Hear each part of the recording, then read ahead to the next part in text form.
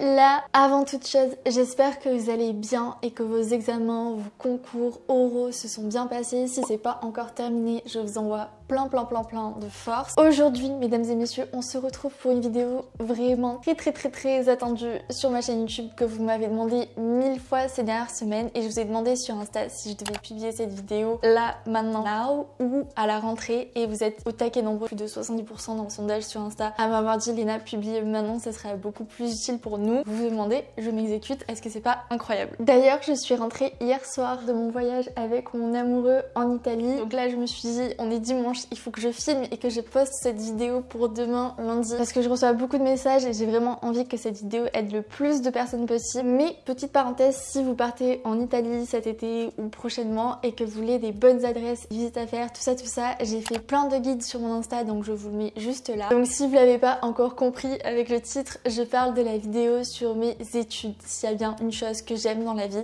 avec la nourriture, c'est les études. J'ai toujours aimé ça, je pense que c'est parce que j'ai grandi seule et du coup c'est vraiment les études qui m'ont permis d'évoluer, d'apprendre de nouvelles choses et de pouvoir me débrouiller seule dans tout ce que j'entreprends. Et de toute façon, je pense que si vous me suivez déjà sur ma chaîne YouTube, vous savez à quel point les études c'est important pour moi. Donc pour ceux qui ne me connaissent pas encore, coucou, moi c'est Léna, je suis étudiante en dernière année en Master 2 à Cage Marseille en marketing et avant ça j'ai fait 2 ans de prépa littéraire. Et ensuite je suis rentrée en école de co, en programme grande école. Et d'ailleurs s'il y a des personnes qui regardent cette vidéo et qui ont fait une école de commerce et qui ont un avis, un autre regard à apporter, des choses à compléter, n'hésitez pas à mettre tout ça en commentaire parce que je pense que le but c'est qu'on aide le plus possible et une seule personne ne peut pas faire le témoignage de toutes les écoles de commerce de France. Donc voilà, si vous avez des choses à ajouter dans les commentaires de manière bienveillante, c'est la bienvenue bien sûr. Let's go, on va commencer cette vidéo qui va être très longue à mon avis, donc prenez-vous quelque chose à grignoter, à déguster pendant cette vidéo. Ça va vraiment être une vidéo pépouze où je vais parler à cœur ouvert sur mes études, donc c'est parti.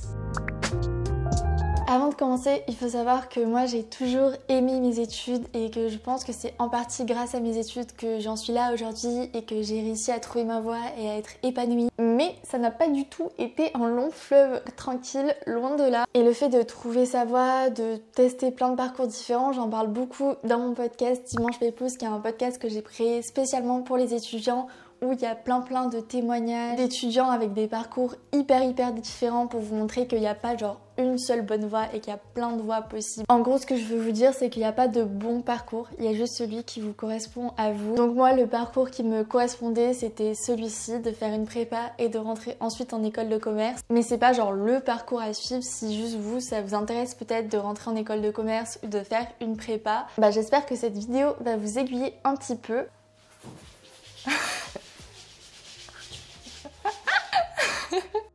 Alors je pense que je vais diviser cette vidéo en plusieurs parties parce qu'il y a beaucoup de choses à dire sur mes 5 ans d'études. D'abord on va parler de mon entrée en école de commerce, donc l'admission, comment ça se passe, les cours, qu'est-ce que j'en ai pensé, qu'est-ce que j'avais comme cours, etc. La vie étudiante, aka le plus important en école de commerce, et croyez-moi il y a beaucoup de choses à dire. La vie pro et les opportunités professionnelles pendant et après ces études. Pour terminer, on parlera of course du prix parce que bien sûr qui dit école de commerce dit très cher. Mais comme vous le savez sûrement, moi j'ai réussi à me débrouiller toute seule pour mes études sans l'aide de mes parents et donc je vais vous expliquer tout ça à la fin de cette vidéo. Et donc bien entendu, il y a 0 partenariat, je ne suis pas en partenariat du tout avec mon école et c'est que mon avis à moi. Je me doute qu'il y a peut-être des personnes qui sont à Cage qui penseront pas forcément la même chose que moi. Donc c'est vraiment mon avis à moi, mon parcours et tout ce que j'ai vécu en fait à Cage Marseille. Ça va vraiment être une vidéo en toute transparence, en toute honnêteté. Et d'ailleurs vous êtes nombreux à me demander, mais du coup moi je commence mon stage de fin d'études dans moins d'une semaine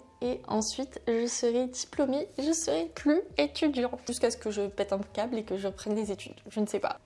Et d'ailleurs si vous avez des questions auxquelles je ne réponds pas dans cette vidéo forcément, vous pouvez me les demander sur mon Insta, je mets mon Insta juste ici, c'est lenadorable-8, je ferai une FAQ ou vous pouvez même demander en DM en mettant en titre SOS et je vous répondrai au plus vite, c'est promis. Donc moi je vais vous parler de mon expérience à Cage, mais il faut savoir qu'il y a plein d'écoles de commerce en France, elles sont pas toutes reconnues. Je vous mettrai un lien avec toutes les écoles de commerce qui sont reconnues parce que je trouve ça horrible les écoles qui se disent école de commerce et qui en fait n'ont pas de diplôme qui est reconnu par l'État. Et du coup tu paies des études hyper chères qui finalement peuvent te fermer des portes et c'est grave. Donc je vous mettrai en description les liens des vraies écoles qui sont vraiment reconnues et qui apportent une valeur une fois sur le marché du travail. Et pour le coup, comme je vous l'ai dit, moi j'ai fait le programme grande école, donc je vais juste parler de mon parcours à moi, mais pas forcément des parcours bachelor, IBBA, etc.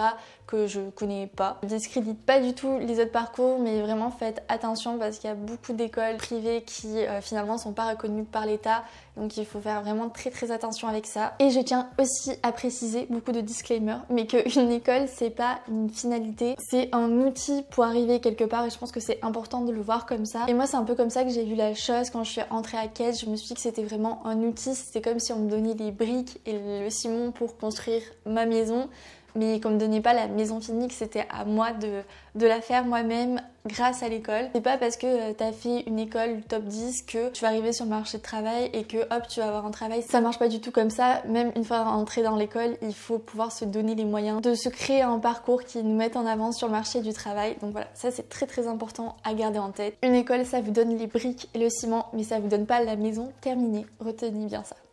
C'est parti, en premier parlons de l'admission.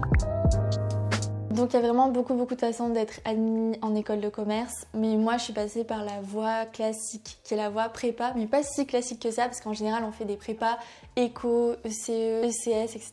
Et moi j'ai fait une prépa littéraire, donc je crois qu'il y avait que 15 personnes qui étaient prises à l'époque à Kedge Marseille en prépa littéraire. Donc j'ai tout simplement passé les concours écrits de l'ENS qui est l'école normale supérieure. J'ai tout simplement souffert pendant 2 ans de prépa. Et d'ailleurs j'avais fait une vidéo sur ma première année de prépa que je vous mettrai en description, puis je pense que je ferai un podcast sur ma seconde année de prépa parce que j'ai vécu beaucoup de choses et j'en ai pas trop parlé ici. Et du coup voilà, j'ai passé les concours écrits de l'école normale supérieure et ensuite j'ai passé les oraux de la banque d'épreuves Écricom. Donc Écricom ça réunit plusieurs écoles. Avant il y avait juste Kedge et Neoma. Et il me semble que maintenant il y a aussi Rennes, Strasbourg, notre école aussi. Donc en passant le concours Écricom, vous pouvez accéder à plusieurs écoles, passer vos oraux dans plusieurs écoles et c'est assez cool. Et moi je vous conseille de passer des oraux si vous le pouvez dans plusieurs écoles. Moi j'avais fait que 2 écoles parce que je savais à peu près selon les parcours de spécialisation dans quelle école je voulais aller. Si vous êtes un petit peu perdu au niveau des spécialisations, c'est bien de passer les oraux dans plusieurs écoles parce que ça vous permet de vraiment avoir un vrai ressenti sur place quand vous passez les oraux. Ça vous permet de discuter avec les élèves et tout, donc c'est vraiment top. Mais moi je savais que je voulais aller à Kedge, qui avait vraiment un parcours qui me plaisait là-bas et que surtout j'étais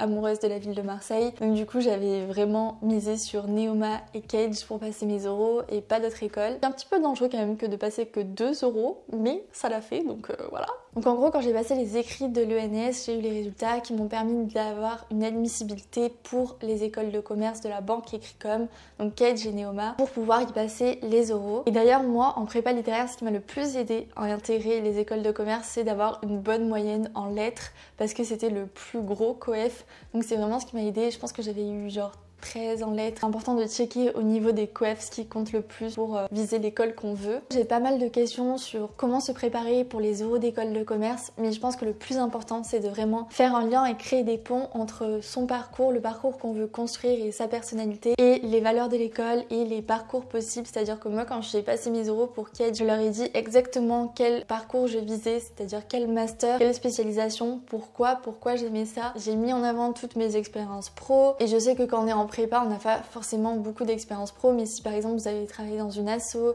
si vous avez beaucoup voyagé, si vous êtes investi dans des projets à côté, si vous avez pratiqué un sport qui demandait beaucoup de discipline, voilà, vous pouvez mettre plein de choses en avant. Et le plus important quand vous passez les oraux, c'est de vraiment montrer la cohérence de votre profil avec l'école et tout ce qu'elle peut vous apporter et que vous êtes surtout très bien renseigné sur l'école, sur la ville, les valeurs de l'école, les parcours possibles, le nombre d'étudiants, particularités. Par exemple à Kedge, il y a le programme BU qu'il n'y a pas forcément dans d'autres écoles. Donc voilà, plein de choses comme ça. Il faut vraiment se renseigner au max du max. Prouver au jury qu'on s'est renseigné sur l'école, qu'on sait ce qu'on veut, qu'on sait que c'est cette école qui est faite pour nous et surtout montrer de l'assurance parce que ça se ressent vraiment lors des oraux et donc vraiment il faut fake it until you make it. Moi j'étais j'étais pas du tout confiante et je suis arrivée à l'oral comme si j'étais hyper confiante et ça l'a fait. Après il faut pas être non plus dans l'excès et être trop sûre de soi parce que le jury ça va les blaser aussi, donc voilà, il faut un juste milieu. Et pour les oraux de langue, bien sûr il faut être hyper renseigné sur l'actualité pour pouvoir en parler aisément parce qu'on tombe souvent sur des articles en lien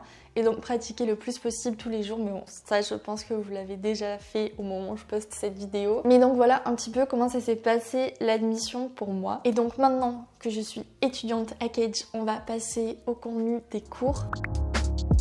Alors il y a un petit peu le cliché que quand on rentre en école de commerce après avoir fait une prépa, on est déçu au niveau des cours parce qu'on a l'impression de plus rien apprendre. Et je dirais que c'est juste qu'on apprend des choses totalement différentes qui n'ont vraiment quasiment rien à voir avec ce qu'on a vu en prépa, qui sont pas du tout culture G, économie, etc. Parce que ça justement on a des bases. Et c'est vrai que quand on arrive en L3 ça peut être un petit peu décevant parce qu'étant donné qu'il y a plein de profils différents qui ont fait une prépa éco ou une prépa littéraire comme moi ou qui ont fait un DUT ou qui ont fait la fac avant, mais en fait la première année, la licence 3 après avoir fait les 2 ans d'études avant, c'est vraiment l'année de remise à niveau pour tout le monde où on voit toutes les matières en rapport avec le milieu de l'entreprise, donc que ce soit la compta, l'économie, la finance, le marketing, les ressources humaines, le management. On voit vraiment toutes les matières de base pour comprendre vraiment le système de l'entreprise et être à l'aise parce que justement quand on tend à se spécialiser dans des parcours par exemple comme moi dans le marketing,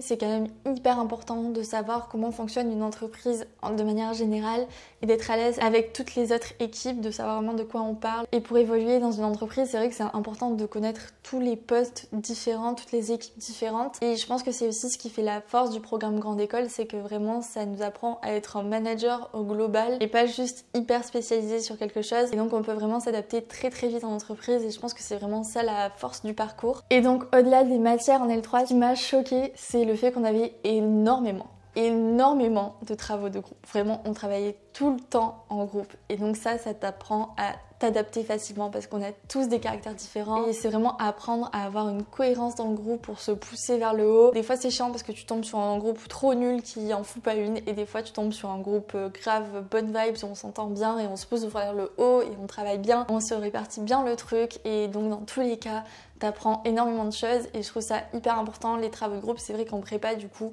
on n'en avait pas du tout. Ça nous apprend à nous adapter beaucoup plus facilement. Une fois qu'on rentre en entreprise et qu'on est dans une équipe, bah c'est beaucoup plus facile de travailler ensemble. Donc ça c'est hyper important aussi, même si ça peut paraître très chiant. Enfin je me rappelle moi en L3 des fois je pétais un câble parce qu'il y avait toujours des étudiants fantômes dans les équipes qui n'en foutaient pas une, mais on apprend énormément et on s'adapte très vite. Donc vous l'avez compris, en L3 on voit vraiment les fondamentaux. On a aussi des cours de langue, je sais pas si je l'ai précisé, mais moi j'avais du coup encore de l'anglais, de l'espagnol en L3.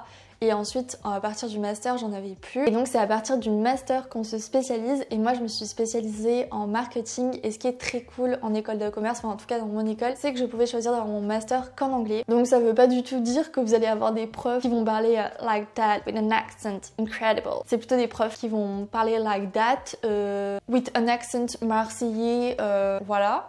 Autant j'avais des profs qui étaient super chauds en anglais, autant j'en avais, c'était vraiment cata. Mais bon, au moins, les cours avaient le mérite d'être en anglais et ça t'apprenait beaucoup de vocabulaire. Et justement, quand tu travailles dans une entreprise internationale, tu peux t'adapter beaucoup plus vite. Et surtout, moi, en marketing, dans mon domaine, il y a quand même beaucoup de mots au quotidien qui sont en anglais. Donc c'est vraiment un gros plus, je trouve, pour après. D'autant plus que pour la majorité des écoles, pour valider son diplôme, on doit valider le TOEIC ou le TOEFL. Et du coup, il faut quand même avoir un bon niveau d'anglais. Et donc choisir son master en anglais, c'est aussi un gros plus. Et donc voilà, moi j'ai choisi le master marketing en anglais. Donc j'avais de la communication, international brand management, du marketing digital, j'avais plein de matières différentes. Et tout ça pendant un semestre parce que juste après, je suis partie en année de césure pendant 1 an. Ça, je vais vous en parler juste après. Et une fois que je suis revenue, j'ai choisi de faire un double diplôme PGE, donc programme grande école, et Master of Science MSc en brand management et communication de marque. Et donc c'était le Master SP que j'avais repéré à mon entrée à Cage et que je voulais absolument faire parce que là pour le coup c'est pas comme le programme PGE où c'est beaucoup axé côté managérial, avoir les domaines d'entreprise dans leur globalité. Là pour le coup le MSc c'est beaucoup plus précis, beaucoup plus spécialisant, où on a vraiment des cas pratiques d'entreprise, où on a travaillé par exemple comme Danone ou comme l'agence Dentsu, donc c'est des cas hyper professionnalisants et hyper spécialisants. Et moi je trouvais ça cool d'avoir sur mon CV l'aspect à la fois PGE et l'aspect spécialisant. D'autant plus que le double diplôme PGE et MSc ça coûte moins cher que si on fait le MSc tout seul, mais bon, de toute façon je vous parlerai des prix à la fin. Et donc attendez, je vais vous faire un récap de tous mes cours de la L3 jusqu'au Master 2, comme ça vous avez vraiment une idée globale de tous les cours que j'ai eu. En L3 j'ai eu anglais, business model pour entreprendre, compta, cours entreprise, droit et management, espagnol, leadership skills, marketing, négociation, anglais, BU qui est la spécialité de Cage, qui est du coup une matière qui vous permet de faire des recherches approfondies sur votre profil et le métier que vous voulez faire plus tard. Et donc si vous êtes un peu perdu, c'est vraiment une matière qui peut vous aider avec des coachs qui vous accompagnent et tout. Et qu'est-ce que j'ai eu? Contrôle de gestion, oh my god, c'était horrible ça. Design thinking, qui a Cage Design School aussi. Développement durable et RSE, ça c'était très cool. Et on avait aussi éco, oh my god, horrible. Finance, horrible. Gestion de projet, management des opérations et des systèmes d'information et statistiques. Alors que j'avais fait L, je m'en suis sortie, mais heureusement qu'il y avait mes potes pour m'aider. Et donc maintenant pour les matières de Master 1 marketing, j'avais brand management et stratégie, consumer behavior, donc comportement du consommateur, marketing digital, social marketing, marketing communication, marketing management. J'ai pu aussi choisir des cours à la carte qui sont aussi des spécialités dans beaucoup d'écoles de commerce où tu peux vraiment choisir ton parcours à la carte avec les matières qui s'intéressent. Et du coup moi j'avais pris fiscalité des entreprises pour tout ce qui est droit fiscal, management de projet et innovation territoriale durable, peer coaching qui était la matière où vous m'avez vu dans mes stories de faire du yoga, c'était assez drôle, et marketing des services. Pour ma dernière année de master, j'avais donc les majeurs, les fondamentaux du PGE avec mes cours de MSc, donc des fois c'était un petit peu chaud, mais du coup j'avais innovation et entrepreneurship qui était à distance avec complexité et management. Ça c'était pour les cours de PGE. Et ensuite pour mes cours spécialisants MSc, j'ai eu marketing contextuel, culture, consommation et marketing, marketing digital, marketing décisionnel, recherche qualitative et quantitative, c'était horrible mais la prof était trop chou, stratégique brand management, trop intéressant, marketing responsable, aka mon cours préféré, construire une communauté autour d'une startup, trop intéressant, communication et stratégie créative, trop cool, data analytics et user behavior, hyper intéressant, experiential branding et consumption, très cool aussi, et création graphique et vidéo, trop bien forcément, et management des ventes et négociations, et trading store marketing. J'ai eu beaucoup de trucs, oh my god, waouh. Et bien en gros, durant tout le parcours en école de commerce, plus tu avances, plus tu te spécialises et tu apprends vraiment des choses beaucoup plus complexes qui vont beaucoup te servir en entreprise. Mais encore une fois, ça dépend des parcours, des spécialisations choisies. On peut aussi décider par exemple de faire son master en alternance en 1 an ou en 2 ans, et donc là on a certains cours à l'école, mais on reste quand même 3 semaines en entreprise et 1 semaine à l'école. Voilà, il y a plein de parcours possibles et moi je parle encore une fois du mien. Et maintenant je vous propose de passer à la partie croustillante qui est la partie sur la vie étudiante en école de commerce. Donc, la vie étudiante, parlons-en. On a souvent en tête que les étudiants en école de commerce ne font que la fête tout le temps. Mais croyez-moi, la vie étudiante en école de commerce, c'est beaucoup plus que ça. Bien sûr, il y a des soirées et bien sûr, elles sont trop bien ces soirées. Parce que du coup, en général, vous allez dans des boîtes qui sont réservées que pour votre école et donc vous vous retrouvez tous entre potes. En général, c'est des soirées à thème où on peut parfois venir déguisé. En général, on vient vraiment en schlag, trop mal habillé. C'est pas du tout le truc en mode chemise et tout. C'est très cool comme soirée. Et je regrette de pas en avoir fait plus parce que des fois, je passais vraiment beaucoup de temps sur mes montages et tout, du coup je sortais moins. Et en tout cas moi à Cage je m'en sortais pas cher du tout niveau soirée, j'en avais à peu près pour 10 € l'entrée, donc c'était assez cool. Oh my god, je parle tellement que j'avais même plus de place sur ma carte SD, donc j'espère que le cadre et tout n'a pas changé. On reprend. Donc je disais, la vie étudiante du coup c'est bien plus que des soirées en école de commerce, même si c'est très cool. Vous avez aussi énormément d'événements, que ce soit des événements sportifs, par exemple la Cage, Neoma, toutes les écoles du groupe Ecricom. Il y a le Challenge Ecricom qui est juste incroyable, autant niveau ambiance que niveau sportif. C'est vraiment un événement à vivre et je crois que c'est le 3e événement étudiant sportif le plus grand de France. C'est vraiment un truc énorme où on est genre des milliers, on se retrouve avec des thèmes et il y a une ambiance de folie. Genre juste d'en parler j'ai des frissons, mais c'était vraiment un souvenir mémorable. Et vous avez aussi des événements comme des conférences qui sont organisées par des assos, et par exemple on a reçu le prix Nobel de la paix, on a reçu des hommes et des femmes politiques, grands chefs d'entreprise diplômés de l'école ou des start-upers, et tout ça c'est hyper inspirant. Et moi c'était vraiment mon truc préféré d'assister aux conférences parce que c'était hyper enrichissant, hyper inspirant et on a vraiment la chance de rencontrer ces personnes-là en vrai directement sur notre campus et je trouve ça assez fou. Et ça, je trouve que c'est vraiment une grande richesse des écoles de pouvoir recevoir comme ça des personnalités inspirantes à un moment de notre parcours où on sait pas trop vers quelle voie se diriger. Ça peut vraiment nous faire des déclics ou nous apporter plein de clés hyper importantes. Et ça, en complément des cours, je trouve que c'est tout aussi important que les cours en fait d'y assister. Et bien sûr, je ne peux pas vous parler de la vie étudiante sans vous parler des assos. Les assos, c'est vraiment le cœur de la vie étudiante en école de commerce. À Cage Marseille, il me semble qu'il y a plus de 30 assos différentes, donc il y a vraiment tout le monde qui peut accéder à des assos. Moi, j'étais dans l'asso de communication et vidéo, vous vous en doutez bien, mais c'était vraiment trop cool et j'ai énormément appris. Au-delà du fait qu'on était vraiment au cœur des événements de l'école parce que c'est nous qui les filmions, qui prenions les photos, etc. Et ça, c'était vraiment au top. Mais aussi, on réalisait aussi déjà des publicités vidéo pour les entreprises, donc c'était hyper enrichissant. Et surtout, on a eu plein de formations de la part des anciens des assos qui nous ont formés, que ce soit sur les appareils photo, sur le montage, tout ça.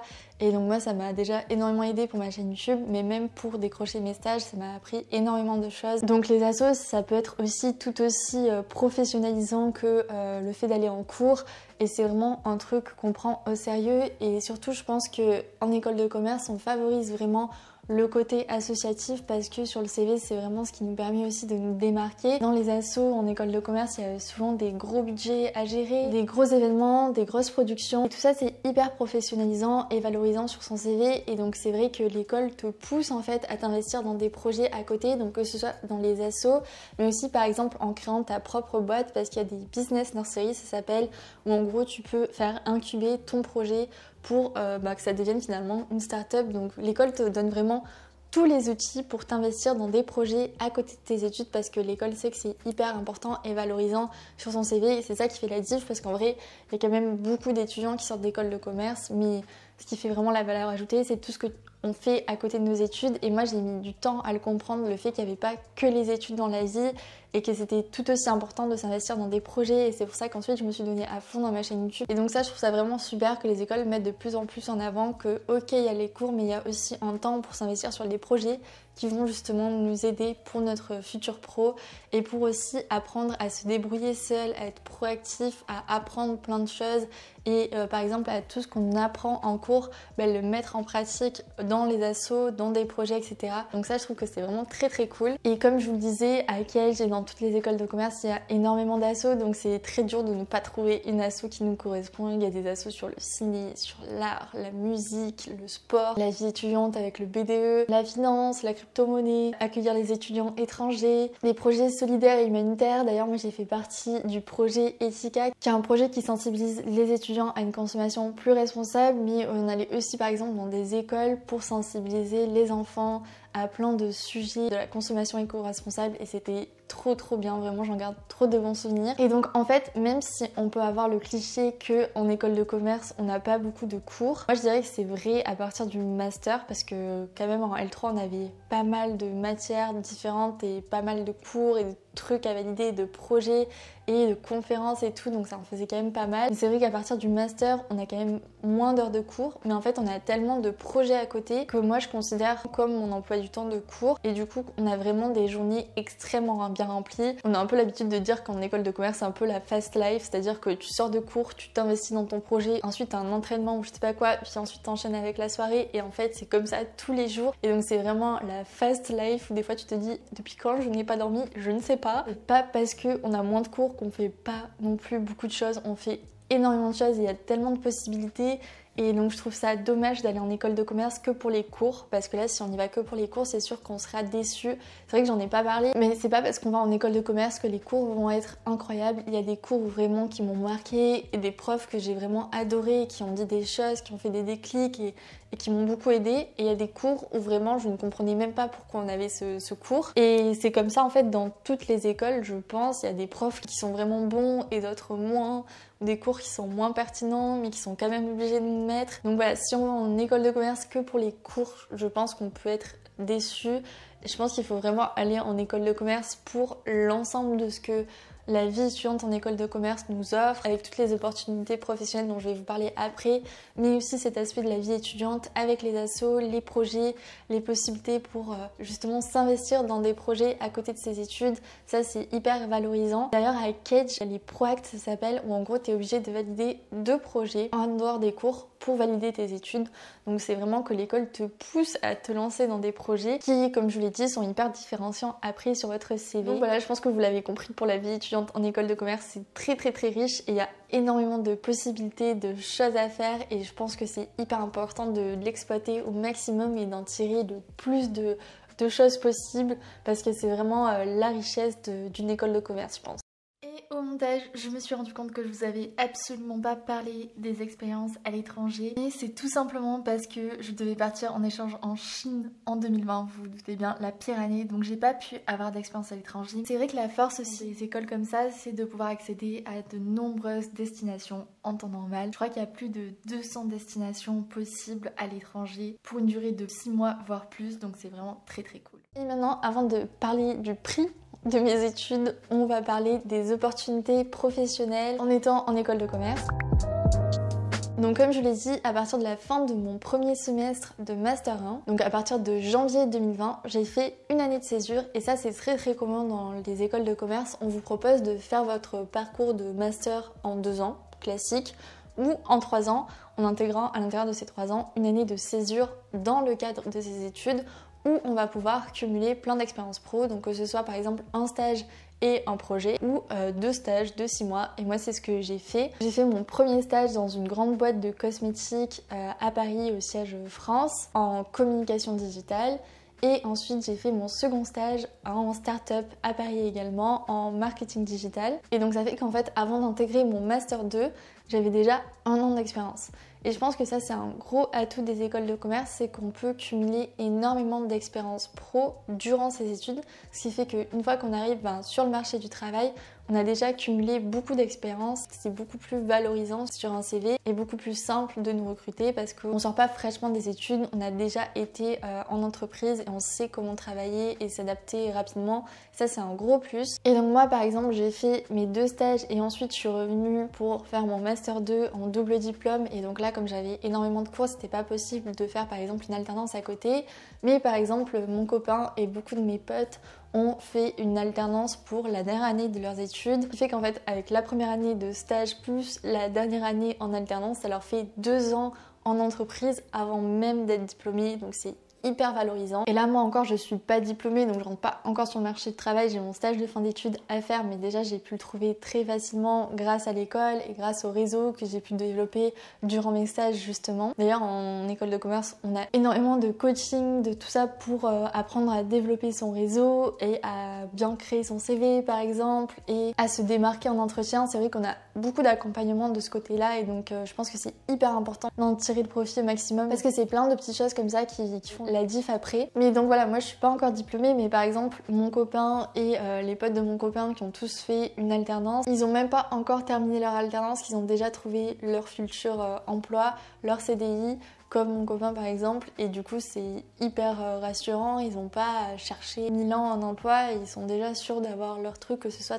un CDI, un VIE, un CDD, etc. Et c'est souvent des emplois dans des grandes entreprises, mais c'est aussi tout aussi simple de rentrer dans des petites entreprises, mais toujours, je le dis, si on s'en donne les moyens et qu'on a bien profité de ses études pour construire son profil qui soit le plus valorisé ensuite une fois diplômé. Et d'ailleurs pour trouver les stages, les alternances et tout, on a beaucoup accès à des forums d'entreprises pour rencontrer les entreprises directement sur le campus, mais aussi à des offres qui sont réservées qu'à des étudiants de telle école, qu'à des étudiants de telle école, parce que l'école met en place des partenariats avec plein d'entreprises. Et donc ça c'est vrai que ça aide beaucoup d'avoir ces partenariats là avec des entreprises. Ça fait pas tout le travail parce que bien sûr il faut se démarquer ensuite pendant l'entretien, mais ça nous donne déjà une belle porte d'entrée pour avoir plein d'opportunités professionnelles, rencontrer les entreprises en vrai.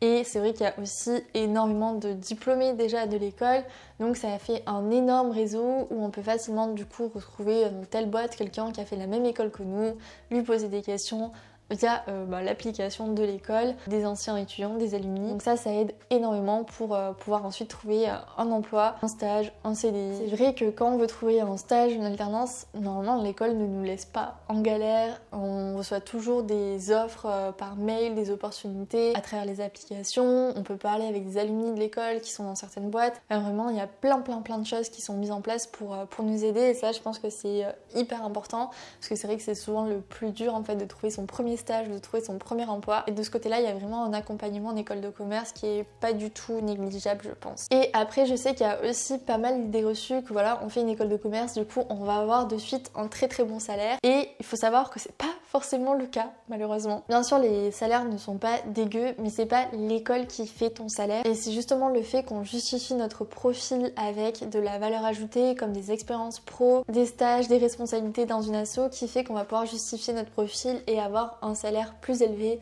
en théorie. En pratique, ça dépend énormément des entreprises. Il y a aussi pas mal d'entreprises françaises qui fonctionnent selon le top 10. C'est-à-dire que tu as fait une école du top 5, école de commerce, tu vas être payé tant. Tu as fait une école du top 10, école de commerce, tu vas être payé tant. Et c'est horrible, mais c'est la réalité de beaucoup d'entreprises. Mais c'est vrai que l'école va aussi nous donner les clés pour apprendre à négocier son salaire, qui est pas toujours facile. Mais en fait, c'est ce que je vous dis depuis les débuts, c'est qu'en fait, l'école nous donne vraiment les outils pour qu'on puisse se débrouiller, mais elle nous donne pas tout cuit. C'est à nous d'en tirer le maximum pour pouvoir ensuite construire notre projet pro et notre profil pour avoir en arriver sur le marché du travail qui soit le plus simple possible et en accord avec nous, ce qu'on veut et ce qu'on recherche comme métier. Et après, bien sûr, ça dépend aussi des domaines dans lesquels on recherche. C'est vrai que par exemple, la finance, c'est quand même mieux payé que la communication, mais par exemple, moi qui suis en communication, selon les entreprises, etc., j'ai quand même eu la chance d'être bien payée en stage. Donc voilà, c'est hyper important aussi d'observer, de voir toutes les offres possibles, d'essayer de comparer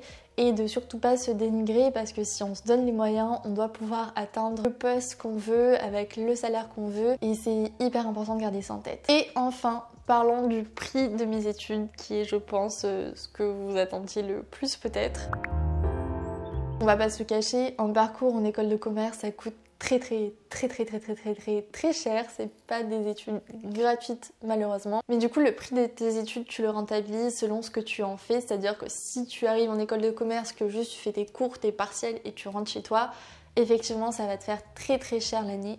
Par contre si tu tires le maximum de tous les outils, de toutes les opportunités que t'offre l'école, là tu vas pouvoir rentabiliser le prix de tes études. Donc moi il faut savoir que pour rentrer à Kedge, j'ai fait un prêt étudiant de plus de 35 000 € pour les 3 années. Donc effectivement c'est très cher. J'étais vraiment certaine que c'était les études que je voulais faire. Et par contre en entrant en école, du coup j'avais vraiment peur de me retrouver, on dit, avec des fils à papa, des filles à papa. Mais c'était pas du tout le cas. Il faut savoir qu'il y a énormément d'étudiants en programme grande école, notamment avec l'entrée qui se fait sur concours, qui ont contracté des prêts pour payer leurs études et donc qui n'ont pas forcément leurs parents qui peuvent leur offrir leurs études. Moi c'était le cas de toutes mes potes. J'avais vraiment pas l'impression d'être la seule qui me débrouillait toute seule. Il y en avait plein qui avaient des jobs étudiants à côté, donc ça m'a hyper rassurée quand je suis arrivée. Et puis en plus, les écoles souvent mettent en place des dispositifs qui nous aident du coup à payer nos études.